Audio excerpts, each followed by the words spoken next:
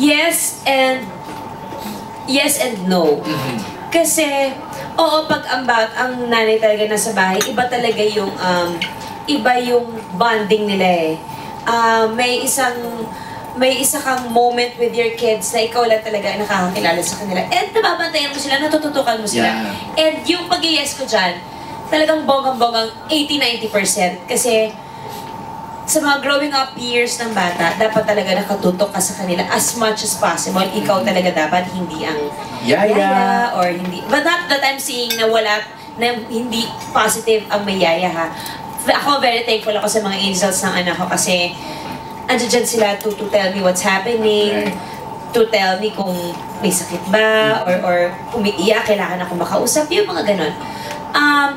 Yung pagtatrabaho, hindi mo pwedeng i-disregard yun eh. Kasi in reality, kailangan mo din talagang magtrabaho dahil mahirap talaga ang buhay ngayon. Hindi ka naman pwedeng nasa bahay lang tapos papasok lang ang pera. Abay, kung pwede yun, ba't pa ako nandito? Diba? Tama.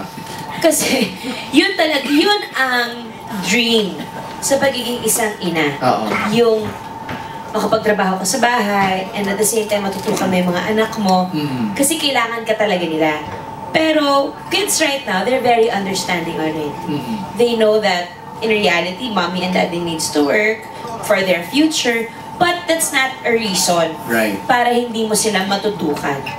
Kaya yes and no. Kasi parang feeling ko, may mga moments din ang individual as parents na medyo muna tayo ng konti. May alone time muna tayo ng konti, anak ha. Kailangan ko munang ibaba yung sarili ko sa pagiging sane. Kasi nakakabaliw talaga at nakakalokang maging ina. Yung parang feeling mo, hindi mo na kilala yung sarili mo. Feeling mo, nalulosyang